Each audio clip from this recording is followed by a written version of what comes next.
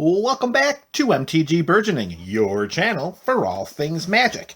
And what we have in our video today, well, it's a reason to communicate. We have a pre-constructed Crimson Vow commander deck, and today, it's Spirit Squadron.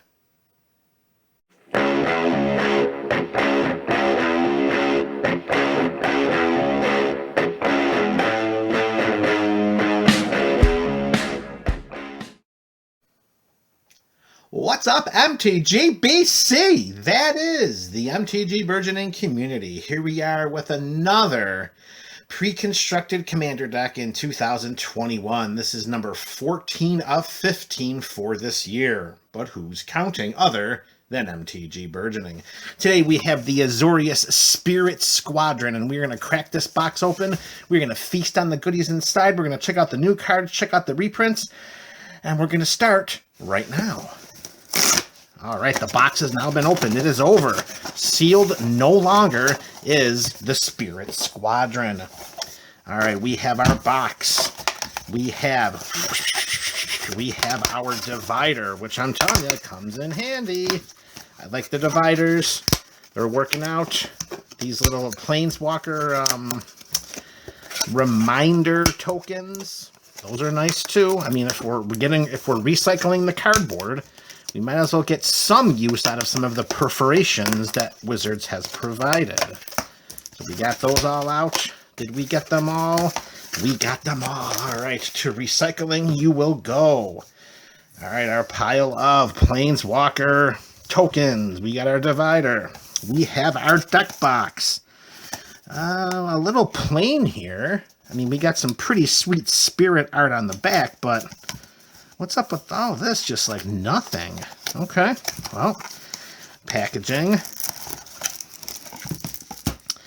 We have our life spinner. We'll put it right there. We have some more recycling. Our deck box, which we'll just put right there. Our how to play, which we'll just put right there and stack it up with all the other ones. And this is right here.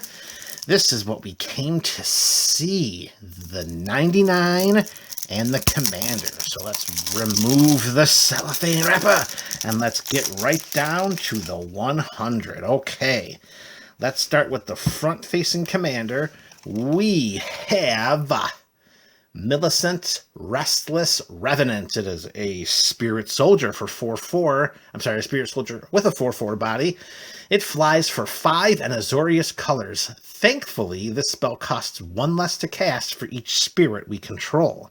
Whenever Millicent Restless Revenant or another non-token spirit you control dies or deals combat damage to a player, we create a 1/1 white spirit creature token with flying. Wow, that seems strong just on the face of it. Can you imagine if it were just any spirit that we controlled that died or dealt combat damage? Can you imagine the ridiculousness that we could pull off with this card? All right, Millicent looks pretty strong. All right, let's move forward. Millicent looking pretty good. And now we have our partner with commanders, I thought, right? Wait a second. What are we? Must be somewhat in the middle, I thought. I thought we had partner withs here. All right, we'll have to check that out. All right, we have our other foil is a 2. It's a 2/1 for 2 blue. It's a 3/3 human wizard. Whenever we cast a non-legendary creature spell with flying, we may copy it, except the copy is a 1/1 spirit in addition to its other types. Does the spirit have flying? The spirit does not have flying. What is with non-flying spirits? Somebody out there in the MTG BC has to let me know. How can we have a spirit that doesn't fly? So look at the restrictions on this legendary creature here. It has to be a non-legendary creature spell with flying, and then we copy it, except the copy is just a 1/1 spirit, but it doesn't fly. Oh wait, the creature would copy it. Okay, never mind. So the creature, the non-legendary creature is flying, so the copy will also have flying. This is just making the copy a spirit and dropping down the power toughness to 1/1 in most cases. Okay, so that's not as bad as I first thought, but still, Millicent is much stronger than this. Plus, this is just a blue. This will just only be for mono blue. Okay, so we'll put that guy. We'll put Donal up there because it is a legendary foil. All right, so now it's time to get to the 98. We've got some reprints right off the bat. We've got Crushed Contraband. Whoa, whoa, one at a time, one at a time. Custody Squire, Will of the Council. Okay, that is going to be a 3/3, one of ETBs. Each player votes for artifact, creature, or enchantment card in the graveyard. Return each with the most votes or tied with the most votes to your hand. All right. Darksteel Mutation, sure. Field of Souls. Oh, this is a great card. I actually have this card in an Athreos commander deck, and it works out very, very well with all of those clerics that we so often want to hit the graveyard. Great reprint, and if I'm not mistaken, Field of Souls was getting up there in price. I'm not saying it was a $20 or $25 card, but it has not seen many reprints to the best of my recollection, so that's going to go into the awesome reprint pile. Okay, oh, Ghostly Prison. Yes, from the realms of propaganda way back in Tempest. That was the very first taxation spell that they had for attacking creatures, and Ghostly Prison is just propaganda version 2.0, except it's in white and not blue. All right, reprint Spectral Shepherd. Okay, swords to plowshares. Every single time we get whites in a pre-constructed commander deck, just keep bringing the swords, baby. You go right up there. Okay, here come the counter spells. Arcane Denial. Distant Melody. Cannot have too many of those. If you're running tribal and you've got blue on the deck, Distant Melody should be going in there. So we're talking slivers, we're talking zombies. There's a lot of different tribes that can support a nice addition of Distant Melody. Humans is another good one. All right, Nebelgast Herald, sure. Reprint, Reconnaissance Mission. This is a kind of newer version of a couple of other different cards that they have a mana value of 4 in blue, except they slapped a cycling on there, which I think is much, much stronger. Those cards are like Coastal Piracy, Thydance, or Bassa's Thydance. Those are a couple of the other cards that are similar to Reconnaissance Mission. Whenever we have a creature deal combat damage to a player, we draw a card. However, including the cycling makes this card so much more valuable, because if you draw it mid to late game and you don't really have the ability to trigger draws off of it, well, cycle it away and get your drawn card right there. Actually, you're going to go up here, because that's a pretty sweet card. All right, here we go. Siren of the Storm. Okay. Spectral Sailor, sure. Drogskull Captain, drop down to uncommon. Am I not mistaken? Is that a rarity shift? Did this card not used to be a rare? I think it used to be. There's our Arcane Signet. Awesome. We're going to put you right there. Azorius Locket. They're still trying to throw the lockets in here and pass them off as a decent mana rock, even in a dual color deck. No, this should be, if it's not already in here, the Azorius Locket should be replaced by the Azorius Talisman. There's the Azorius Signet, and it doesn't look like it's going to be in here. Commander Sphere, the diamonds, they got the diamonds in here. Marble, Sky, there's our Soul Ring. Okay, now we're coming up on a chunk of lands. Command Tower, of course, Myriad Landscape, Path of Ancestry, Temple of the False God. Ooh, Unclaimed Territory. Very nice. Okay, that's a nice string of lands we got going on right there. All right, here are the partners. I thought there were some partner withs, and here we got Rhoda, Geist Avenger. Okay, it's a 3/3 with Vigilance for 3 and a white. It partners with Timon, Youthful Geist. Whenever a creature an opponent controls becomes tapped, if it isn't being declared as an attacker, put a +1/+1 counter on Rhoda, Geist Avenger. Seems weak. That seems weak to me. A 3/3 with Vigilance for 4. I mean, sure, we get to search out for the partner and put it into our hand, but nah, that seems kind of weak. We'll put you up there with the commander options, but you seem kind of weak. All right, and here is Rhoda's partner. It is Timon, Youthful Geist, a 3/4 with flying for 4 and a blue. At the beginning of each combat, tap up to 1 target creature. Okay, so in conjunction with Rhoda and Timon together, pretty good. Even Timon by himself, or by herself, Timon by itself is pretty decent. It allows us to have a nice protection to tap a creature, tap up to 1 creature during each combat. That could be very, very useful, particularly for anyone that is probably running some pretty problematic or troublesome creatures out there on the battlefield. So Timon, stronger than Rhoda. Together, very good. Separate, not so much. All right, we'll put you up there. All right, moving forward, we have the Drog Skull reinforcements. All right, here we go. 2/2 for 3 and a white. We have melee. All right, whenever this creature attacks, it gets +1/+1 till end of turn for each opponent you attack this combat. That's fantastic, particularly in a deck like this where we have so many tokens, so many spirits floating around. We can send some off to their doom just in order to trigger melee for as much as we possibly can. Whoa, this gives other spirits melee that we control. Wow, that is pretty sweet. Prevent all non-combat damage that would be dealt to spirits we control. Whoa, Drog Skull reinforcements. You are strong. Ooh, you are sweet. You're going right up there. That is a sweet spirit card. Melee, other spirits get melee. Can you imagine? Let's take a look at this for a second. So if we're sitting down to a commander table with 3 other opponents, and we have, let's say, we have 3 other spirits in play, including this one, and we send all of them off into combat, 1 spirit per opponent. Wow, that's going to get massive big. Look at how many pluses they're getting, plus any kind of fire damage or any kind of burn is prevented. Oh, man, Drog Skull reinforcements. You are a pretty strong spirit card. Wow, very good. All right, very good. Haunted Library. 1 and a white for an enchantment. Whenever a creature an opponent controls dies, we may pay 1. If we do, create a 1/1 white spirit creature token with flying. Wow, that's really strong. I love the fact that the spirit token has the flying, and I love even more the fact that it says whenever a creature and not a non-token creature. So we just got to make sure we keep some mana available, pump out some spirits. Haunted Library, you are a pretty strong card. All right, Priest of the Blessed Graph. 1/2 for 2 and a white. At the beginning of our end step, create X 1/1 white spirit creature tokens with flying, where X is the number of opponents who control more lands than you. Well, that's a pretty beneficial thing, I'll tell you, because let's face it, we're in white-blue, so there's going to be very, very limited options that we have in order for us to ramp out our board outside of mana rocks. So this is a pretty good way in which to, quote-unquote, punish those green mages at the table who like to just flood their side of the battlefield with so many copious amounts of lands. All right, Priest of the Blessed Graph, you're pretty good too. Okay.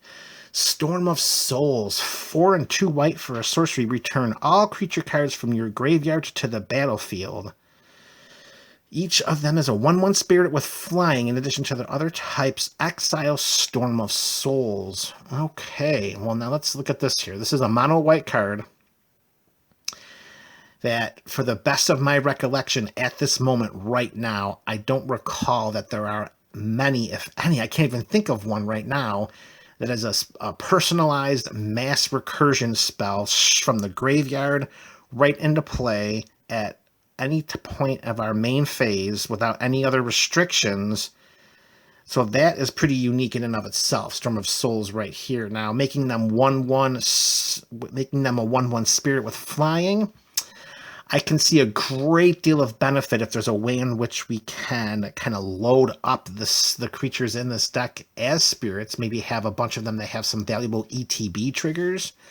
I mean, their power and toughness much likely are going to take some hits with it only being 1/1, but giving them all flying and spirits and an additional way in which to trigger the ETB by getting them into play from the graveyard, Storm of Souls could be a sneaky sweet card in this deck. Interesting. I look forward to testing that card out. Pretty nice card right there. Okay, what do we have here? Sudden Salvation. 2 and 2 white for an instant. Choose up to 3 target permanent cards in graveyards that were put there from the battlefield this turn. Return them to the battlefield tapped under their owner's control. You draw a card for each opponent who controls 1 or more of those permanents. All right, for me, right off the bat, I don't ever want to have my opponents get permanents back onto the battlefield, even if it allows me to get cards into my hand. So more often than not, for the purposes of how I build my decks, I'm most likely going to include Sudden Salvation as a way in which to return 3 of my permanents from the graveyard that went there and get them back into play. However, with other options available in white at instant speed that have the same mana value, or in some instances, a little less, They bring more than just 3 target permanents. They can bring any number of permanents or creatures that went to the graveyard this turn. So I'm not so sold on Sudden Salvation. I don't know that I want to give my opponents permanents that are in their graveyard for the purposes of drawing cards from the top of my library, which I don't exactly know what I'm going to be drawing. Like, what if you cast this after a board wipe? Gift your opponents with 3 of those permanents, and then you end up drawing 3 cards. 2 of them are lands, and one of them is... I'm going to include you in the new pile, but I'm not sold on Sudden Salvation. All right, Breath of the Sleepless. 3 and a blue for an enchantment. We may cast spirit spells as though they had flash. Whenever we cast a creature spell during an opponent's turn, tap up to 1 target creature. Well, the tapping up... Here's the thing is, tapping down the creatures could be a very good defensive posturing maneuver, particularly if we go end of turn during our last opponent's turn.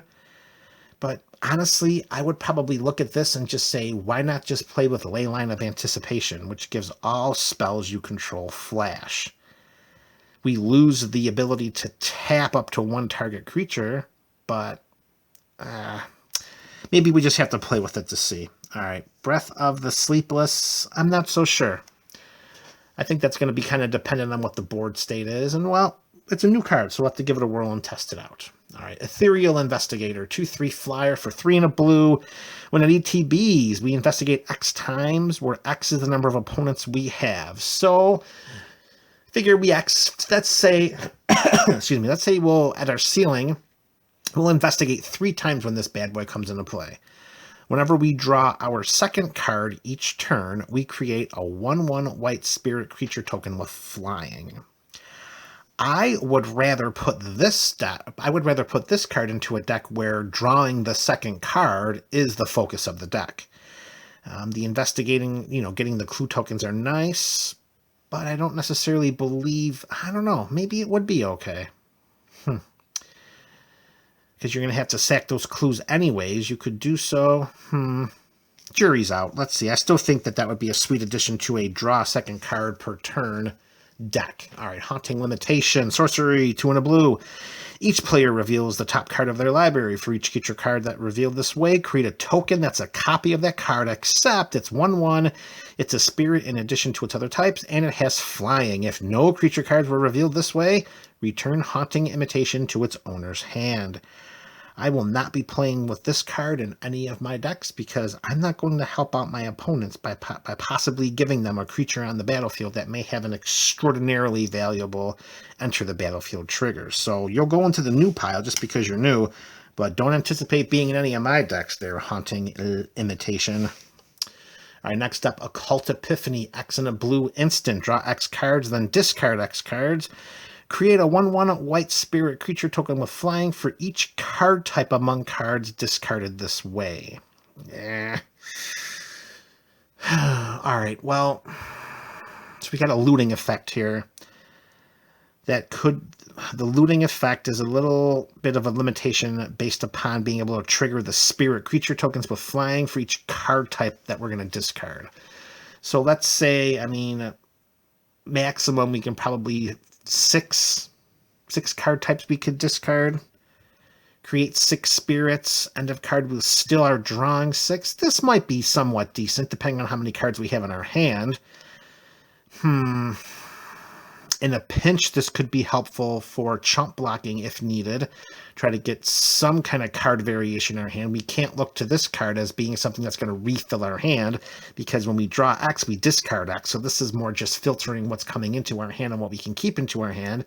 And anything that we discard that's different card types gives us the spirit creature token with flying, which, of course, during combat, if we're defending ourselves, can be used as chump blockers, or if we're end of turning one of our opponents, creating some potential offensive maneuvers. All right, the versatility of this card is impressive. That might be worth something. Okay, we'll keep an eye on that Occult Epiphany. Spectral Arcanist, 3/2 flyer for 3 and a blue. When it ETBs, we may cast an instant or sorcery spell with mana value less than or equal to the number of spirits we control from a graveyard without paying its mana cost. If that spell will be put into a graveyard, exile it instead. I absolutely love the fact that it says from a graveyard, not just our graveyard, particularly because we're going to be in Azorius colors.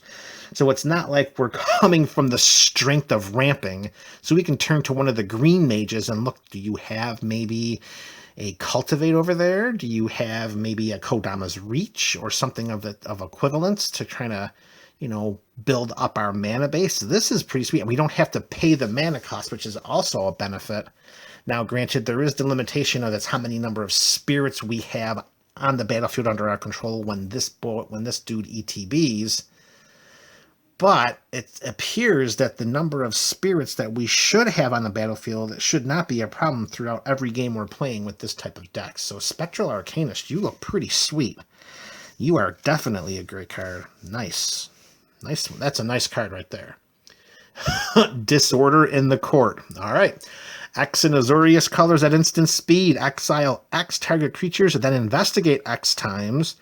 Return the exile cards to the battlefield tapped under their owner's control at the beginning of the next end step. Oh, seriously?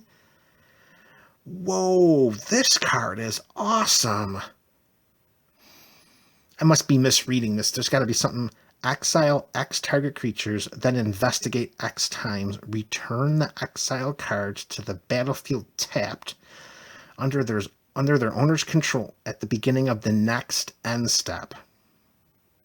Oh, holy mackerel. Wow, this has so... What, this card is amazing. Okay, so declare your blockers, cast this on our own non-token creatures, exile them, preserving them from combat, because let's face it, we're attacking with numbers, we're attacking with quantity, not so much quality, in the purposes of this deck. And then they come back to play at the beginning of the end step. We get them back. They're tapped. They're still alive. We didn't take any combat damage as long as we weren't being attacked with any tramplers. And we get to investigate X times. And let's flip it the other way. We wait until the end of our last opponent's turn. We exile every one of our opponent's creatures that are untapped. They're gone. We investigate. And those creatures don't come back into play tapped until at the beginning of our end step. Wow, that card is awesome. I want to put this card in every single deck that I have white and blue. The first deck that comes to mind is I want to put this into my Scion of the Ur-Dragon deck. This is the best card I've seen so far. Wow, you're going to go right there, smack in the middle. That card is awesome. Disorder in the Court. I wonder what the value of that card is. That is ridiculous. What you can do with that? Offensive, defensive. It gives you draw. Wow. That is an awesome card. MTGBC, that so far to me, that's the best card in the set. Disorder in the Court. I wonder if this is caught on. I wonder what the value of this card is. You know what? I'm going to have to check that real quick. Wow, market price on that card, Disorder in the Court, at this second of this video's recording is $2.12 as per TCG Player market price. I guarantee that by the time this video reaches the YouTube audience, which includes the MTGBC, that price is going to be moving up because I am going to try to buy as many copies of that card as I possibly can. That card is awesome. Wow, just that Disorder in the Court, that card is an awesome card. BC, I'm telling you right now, you check when this bad boy comes out. If that card is more than $2.12, that means that it has caught on with other members of the community. And if for some reason it's lower than that, pounce, pounce, pounce, because, dude, that card is sweet. All right, let's get back to the rest of the deck. All right, we're back to our reprints here. Angel of Flight Alabaster. Every time I see this poor red-headed angel, I always feel so bad. She looks like there's just such despair. She endures without Avacyn, but secretly asks each soul she guides if they have seen her. Yeah, that was a hell of a thing, Sorin undoing Avacyn like that. Unmaking, I should say. Oh, all right. All right, Benevolent Offering, sure. Okay, Boreas Charger, Bygone Bishop, that's a perfect addition to a spirit deck like this. Custody Soulbinders, Fell the Mighty, great card. Love this card in decks where toughness matters, like a Doran the Siege Tower or Arcades the Strategist. Love Fell the Mighty, great card. All right, Hallowed Spirit Keeper. Okay, sure. Hanged Executioner. Karmic Guide. Look at that. Angel Spirit. This was eroded some time ago to include the angel. For the longest time back during the Urza block, this was just Spirit. Kirtar's Wrath. Nice. Okay, Knight of the White Orchard. I'm sorry, Orchid, not Orchard. That is definitely Orchid. Mentor of the Meek. This is a perfect way in which to keep our hands stacked in a deck like this. And it's whenever another creature. It's not non-token, it's another creature. Excellent. Mirror Entity. I love this guy. If you're running tribal and you've got white, I'm telling you, creature number 1 is almost always going to be Mirror Entity. A Yobi who split the heavens. Wow. This is going back to the time of the original Kamigawa block. And this, if I'm not mistaken, this is the first time that this card has ever been reprinted. 3/6 for 6 and a white. It flies. And whenever you cast a spirit or arcane spell, of course, this is just going to be a spirit spell for the purposes of this deck. We create a 3/3 white spirit creature token with flying. Wow. A Yobi is back. Promise of Boonray. Okay. Remorseful Cleric. Twilight Drover, right. Windborn Muse. This is a creature that is a propaganda or a ghostly prison on a stick. All right. Flood of Tears. This is the harsher version than Cyclonic Rift because your stuff is going back to your hands as well.